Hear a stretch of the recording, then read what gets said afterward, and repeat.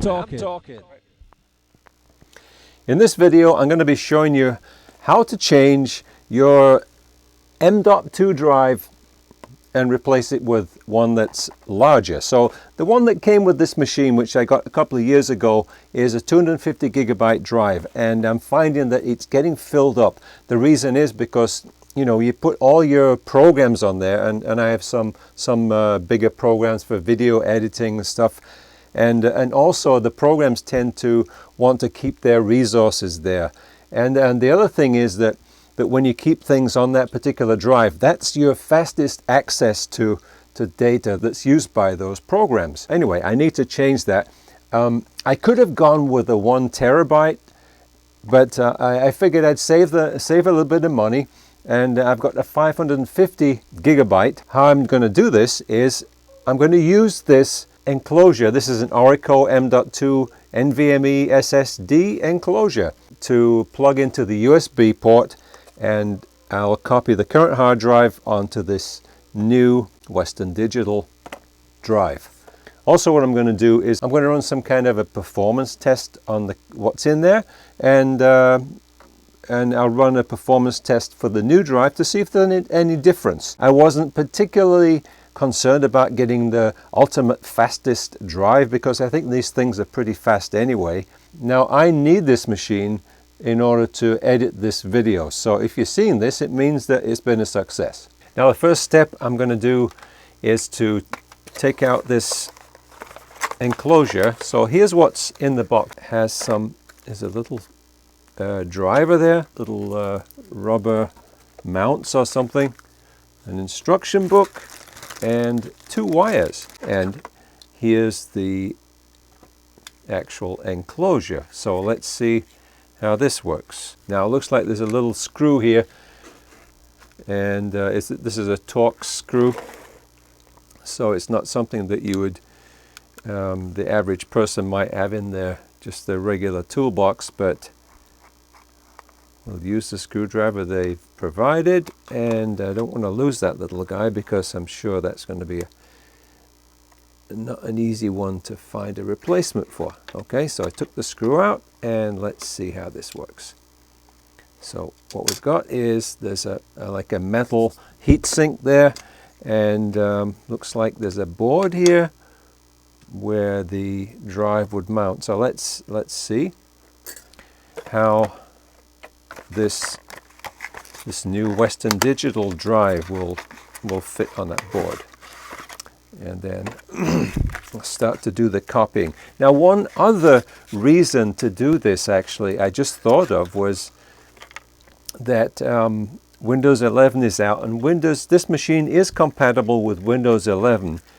So I was just afraid that if I switch to Windows 11, that if there's an issue, I'm going to regret it. So another reason to do this is that I can switch this out, and I still have a backup of the Windows 10. So here's the new drive, and I'm going to try and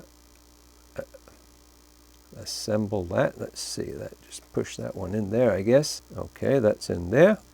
Now, where's the screw for this? I found the screw inside a little bag here, and they also mentioned something about they give you a little thermal strip, and they say paste this onto the integrated circuit, and that's going to make contact with this heatsink. So I'm not going to do that, because the reason is, if you look at the one that's the drive that's in here, it's got no heatsink on it. So I think this will be fine right now, because I'm going to take this out and put it in that computer anyway. And if this is sticky, I don't want to have the hassle of having to take this off. I may put this on that drive when I put it in this case later, just so that it's got that extra heatsink. This will not screw down to the actual board. So perhaps that's why they give you the little piece of tape. Because if you look at this, the plug is actually all the way in, so that should be making all of the contact. But you would think that you would want to have this screwed to the actual board that it comes with, but no, it doesn't. So I'm just going to lay this insulation on top and reassemble this, and we'll see if it works. Okay, so I've got this all ready to go. I just put the drive in there, and I'm gonna attach this to the USB, and let's see if it works. Now what I'll do next is I'm just going to run this program here so you can see this.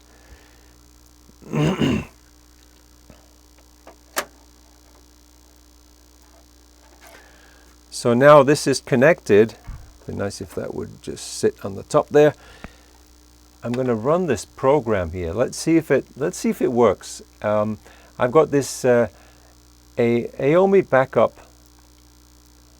backupper, and what I want to do is to clone the drive. So I'm going to click on clone, and what it says here: clone your system, disk or partition, system clone, disk clone, partition clone. Clone or migrate your system to SSD or other disk, clone a hard disk, clone a partition. Oh, I don't know if this is going to work. Let's try another software. Maybe the free software doesn't do this anymore. So now what I'm doing is I switch softwares. I've downloaded Macrium Reflect, which is a software that I've used in the past on other machines, and it's worked fine. I've used this on 2 of the machines. This can clone the whole drive. So, breaking news. Missing hard drive data shows up in SSD enclosure. Stay tuned for more information. What happened was I gave a little bit of misinformation while I was doing this video. I actually made some mistakes. I was more focused on doing the video than I was on doing the job. This WD hard drive is actually, what you see on the screen here is now disk, it says GPT disk 1. That's what it says here. So that has within it several partitions. There's one that says FAT32. There's an unformatted primary and an NTFS primary. That's the C drive. But there's also something missing over here. What actually happened is I just copied over. Let me scroll down here. This GPT disk 4 is actually what was the old drive, and that drive had these 4 partitions. Now this, where it says NTFS primary, that's actually a recovery drive that came with the computer. So I want to put that into the new drive, which is now in the number 1 position. So this current drive that holds the C drive has some extra space there. Another thing I did not do was, you see the size of this. This says it's got 464.96 gigabytes. That's the new drive. The old drive, let's take a look at that, is 237, and that was getting filled up. So what happened was when I copied it, I didn't change the size, so I had to go back and do some manipulating, which I don't want to get into because I had to use some command prompts and things like that. So I would prefer if you did this right. But by showing you this, I think I can illustrate what you need to do because it's the same procedure. Now, what I have here, let's say this was your drive that you wanted to copy, and you wanted to copy this to number 4. What you would do is you click here. This actually selects this drive. You'll see that the actions and things surrounding this drive actually become available when you select it. If I selected the next one, then you see these commands actually become available on that one. So if I were selecting the first drive to copy to a new larger drive, then I would select this, and then I would go down to clone this disk. What I'm going to do in this case is opposite, but the same thing applies. So it says clone this disk. I'm picking, this is now what was the old drive. Okay, I'm going to say clone this disk and we'll see what happens here. Clone this disk and it pops up another window, and in that window you can select any of these items here. I could select all of these, and then those would be moved to the drive that I'm going to select now. I'm going to select a disk, and that disk would be disk number 1. So I'm writing from 4 to 1. So in this case, since this is a much smaller partition here, I want to use this to illustrate something that is important to know. Right, I'm dragging that one there. Now you see how this is taking up 77.4 megabytes, and it's got 283 megabytes left over. So let's say that this was our C drive. Let's just assume it is. Right, let's assume that this is our C drive, and we wanted to expand that to use all of the space that's available. So what you would do if you want to increase the size of this partition, you would right click on it and it says partition size and layout. I forgot to do this originally. That's why I had to go back and do some corrections.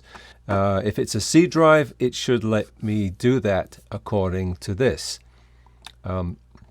There are other ways to size the drives, but this is where you would do this before you perform the actual clone operation. So I'm not going to do that in this case, and I'm going to cancel this. And instead, what I'm going to do, I'm going to just show you how I'm going to fix this problem. You see I've got this space here, and I want to copy this partition right here. So what I'll do is, again, I'm going to select this one, clone this disk, so that I can copy this partition, and then I'm going to select the number 1 drive right here, and I'm going to drag this one because this is the only thing that I need, and it's gone in there. And then I'm going to I'm just going to say next and see what happens here. So I don't need to save this. I'm going to just say this is just the information about what it's going to copy from disk 4, which is my old drive, to disk 1, which is the new drive. And I'm going to say finish. I don't want to give this a name because I don't want to make multiple copies of this. So I'm just going to do this, run this back up now and say OK. And here we go. It should be now copying that. It's very quick because it's not very much data. It's only a few hundred megabytes. So let's see now what the result is. I'm going to close that, and let's see if I still have a hard drive on this machine. Here we go. So there it is. There's my copy, the clone of that missing drive. So what I have now is I've got this C drive that's got some extra space there. I can clean this up and actually give myself some more space. And then this is the original drive, which I am going to keep as a backup copy. And now notice here one thing.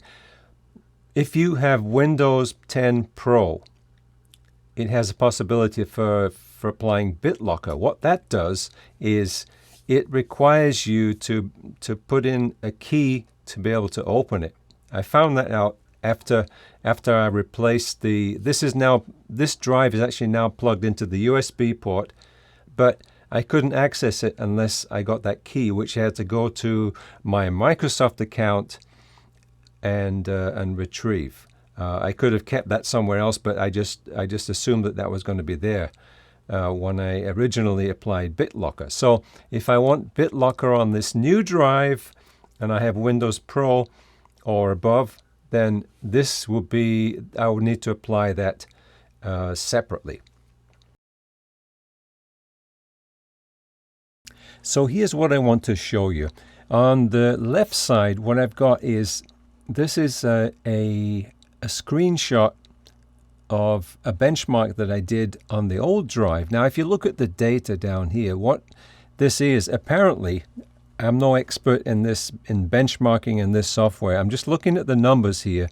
it's got read and write times, or read and write megabytes per second. So if you look here on this side, you got it to write. It takes it does 10.5 megabytes per second.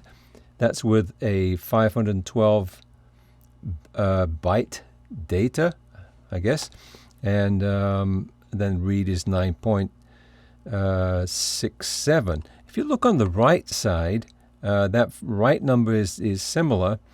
The read number is it reads 26.98. Now, if you can imagine, it's reading 26.98 megabytes per second. That's like 3 times faster than the read over here, which is interesting. The write time is very similar. So, but if you go up, as the numbers go up, let's just take the very top number. On the left, you've got 772 megabytes per second. Here you have 1.58 gigabytes per second.